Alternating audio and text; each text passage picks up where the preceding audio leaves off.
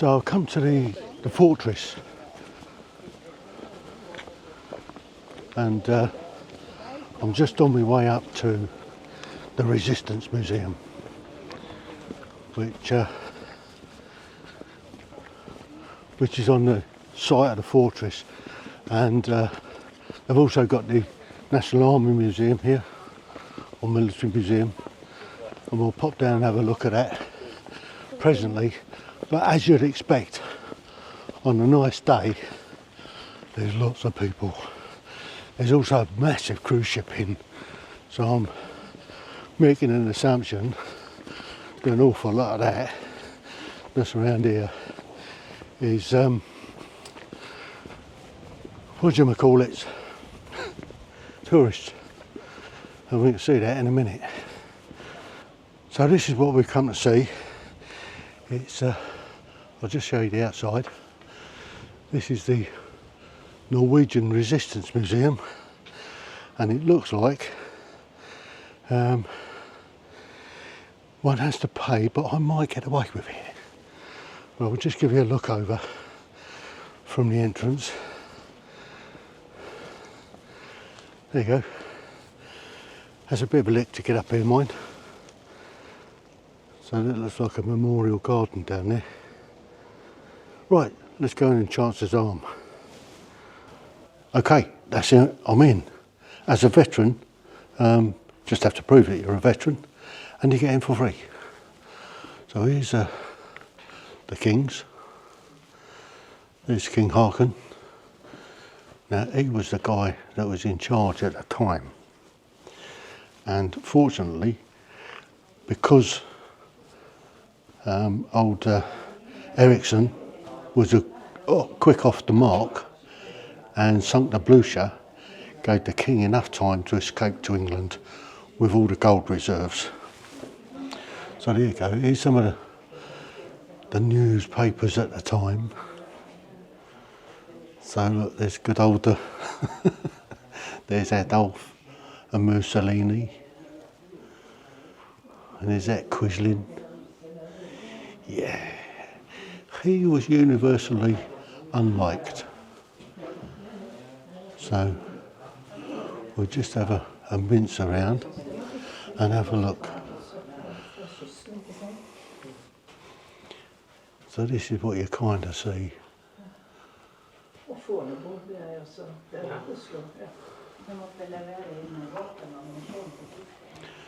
So this is the 8th and 9th of April. So the 9th of April, this is the sinking of the Blucher. So we've already been and seen that. And that was the early hours of the 9th of April 1940. For which the Germans did wreak an awful lot of revenge on the Norwegians. So this is German parachutists coming in to Fornebu, which used to be the main airport into Oslo, which literally is just a couple of miles away. Now there's a new airport at Gardermoen, and I've flown into both. So this is quite interesting. German units tried to capture the king on the 10th of April, but he did manage to get away. There's a big pile of defunct guns there, rifles and all sorts. Now there is the much hated Quisling. I don't think any of the Norwegians liked him at all.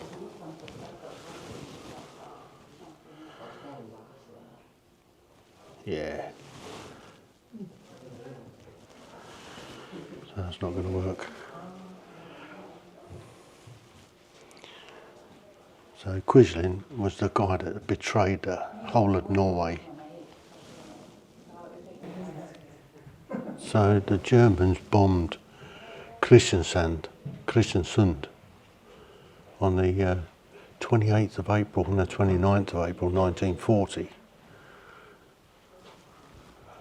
And yeah, as we move along, the Norwegians in the area of Telemark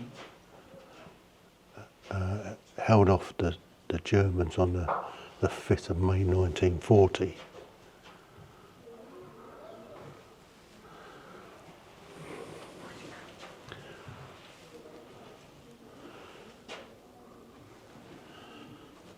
So this is Namsos bombed and fired after Allied landings on the 20th of April.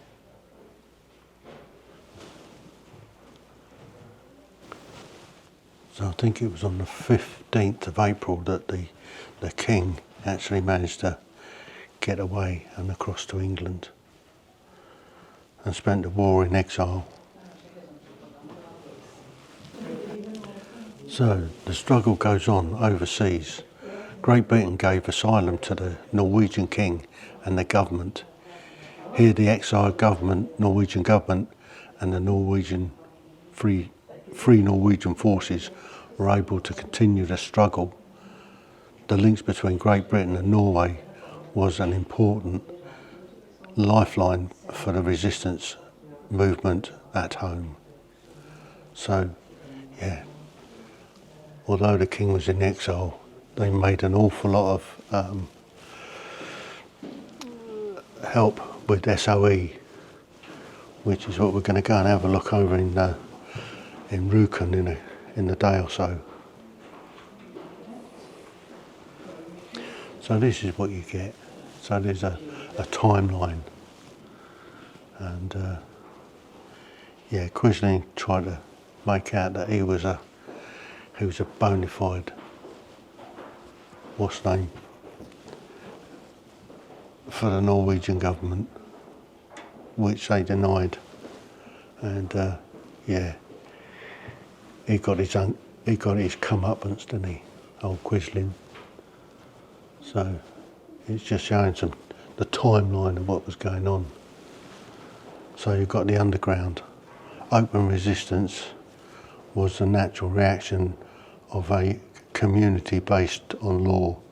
Norwegians, however, soon forced to conclude that their struggle against a ruthless enemy would have to be organised in secret if it was to prove effective. This resistance was labelled as illegal by the Germans. Well, of course they would, wouldn't they? The resistance movement proudly adopted this term. From now on, it's the eyes of all patriotic Norwegians. Illegal received a cachet of legality. There you go. So the first intelligence group, so they were actually dropped these radios in, and they were sending messages back to England and to the King. So a lot of clandestine stuff was done at this time, and the 3 patriots were executed. That's a shame. So, what's that say? These 3 Norwegians, after being trained in Great Britain, returned to Norway to organise military resistance. They were arrested in December 1940, condemned to death, and executed outside the museum in August 1941. So there you go, brave Norwegians. So it's just showing some of the activities of the SOE and the Norwegian resistance. So as part of the resistance, they had this clandestine newspaper, and here's some examples of that newspaper that they were producing, and obviously illegal, and censorship under the Germans. So this is some of the equipment that they used, radios,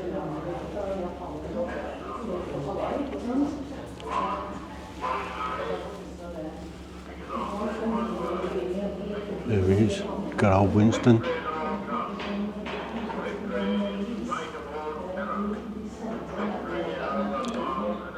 So Winston Churchill speaking in the House of Commons on May the 13th, 1940. And His Majesty King Haakon VII message to the resistance broadcast by BBC in November 1940.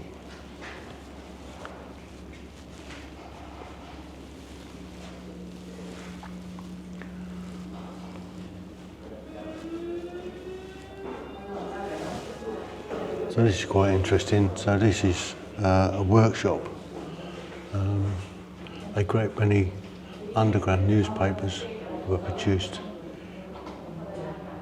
in cellars and basements.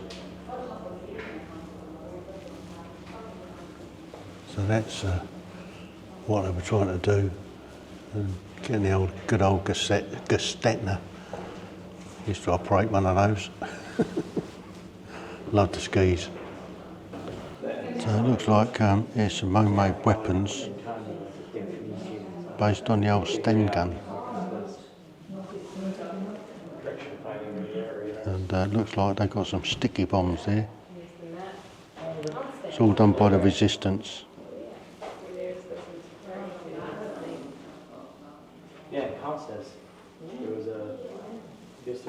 Here's something interesting, the old Shetland bus, which was where Norwegians were taking all sorts of boats and trying to escape across, and then they finally set up an actual route from the Shetlands to Norway to get people in and out of Norway. And there was a certain element of luck involved with it all.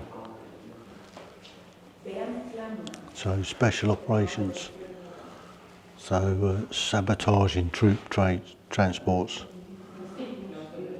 So they did all sorts to undermine what was going on. Ooh, a lot of flickering going on there. But this is what we're off to see, the heavy water plant and the atoms.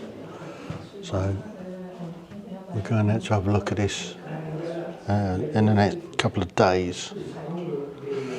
But most secret, now it's on display. And that looks like some of the uniforms that they were wearing. Men of the Linger Company. And that's what they were wearing. They must have been freezing. So that's what it's all about. 2D. And that's the way they set the explosives on it and blew up these cylinders. And they put it out of action for a few weeks is all, unfortunately. But that's the result. But we'll see a lot more of that when we go to the museum at Rjukan. And that's them landing up on the Hardanger Plateau. So these were the Germans kind of in command of Norway under the SS. And they weren't particularly nice to Norwegians. And there's Quisling and his party. Yeah. They didn't fare well after the war. And it goes on to show indoctrinating the kids. This is how they taught during the war years. All our military fronts, Hitler and his allies won great victories. In Norway, Nazi ideology was defeated by the democratic force rooted in a national Christian culture. So the Norwegians resisted every way they possibly could. and this is some of the things they used to use against people. Yeah, pretty horrible. It's great routes to the free world. So they would use all manner of routes to get out of Norway. Lots of them came from the northern ports here and came across on the Shetland bus route. Lots of them went into Sweden. Sweden, you remember, during the war was neutral. So over the seas to England. So many Norwegians escaped and then came back. But in German prison camps, horrendous what they did. Just horrendous some of the things that the Germans got up to. So there you have it. So that's the main part of the Norwegian Resistance Museum. So here's some of the posters from the time. Quisling recruiting volunteers for service with the German units on the Eastern Front. Yeah, that didn't go well. Yeah.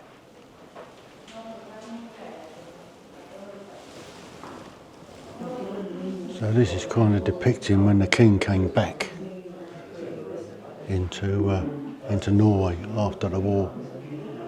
And there's some of the resistance fighters. So there he is, King Haakon VII.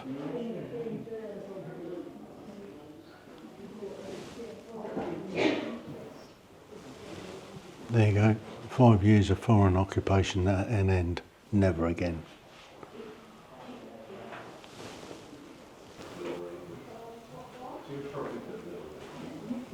So I guess that's the motorcade coming through with the king. So from the Resistance Museum there's a nice place to sit and have a spot of dinner, and if you look out there's Oslo Fjord, and I think that cruise ship that was in is gone. But there you go, that's a look over, I think that's the Akerbruken, which is a big shopping Platz and all that over there.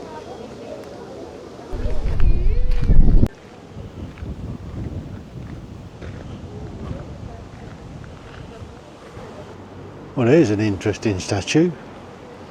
Not quite sure what that's all about. Big woman, little bloke. That's what it's all about. The National Memorial of Victims of the War 1940 to 45, Gunnar T. Jensen. So I guess he's the guy that put it together. So this is a big old square.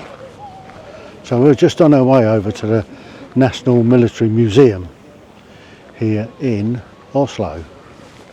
And just up there behind is the castle.